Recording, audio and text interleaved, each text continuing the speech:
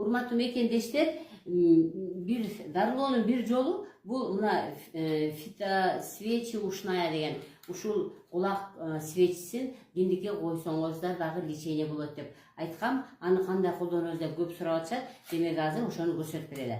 Мынакей фитосвечи ушная деген сатып аласыздар. Анан муну аласыздар, ичинде экөө болот. Мынакей экөө болот. Бирөөсүн алабыз. Мына көрдүңүздөрбү? Бул кадимгидей сигаретке окшош. Бул жагы кагаз, бул жагы мына неме воск. Значит, муну мындай кагаз алып, ушул жака мындай коюп алабыз. Себеби биз муну күйгүзөбүз. Көрдүңүздөрбү? Кагазга мына киргизип алдым. Эми ушуну күйгүзөбүз.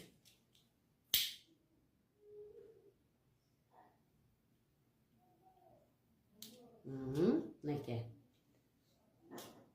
Эми ушуну мына киндикке коебуз. Мына көрдүңүздөрбү? Мына киндикке коюп турабыз. Эми бул кандай таасир берет? Ушул күйүп бүткү чейин турасыздар. Эгерде кандайдыр бир жылуулук киндиктен ар бир жака тарап кеткен болсо, значит, ошол жактагы кан айлануу жок болгон болот да. Жылуулук, биз жылуулукту бергенде кан айлануу жакшырат дагы, кан ошол жака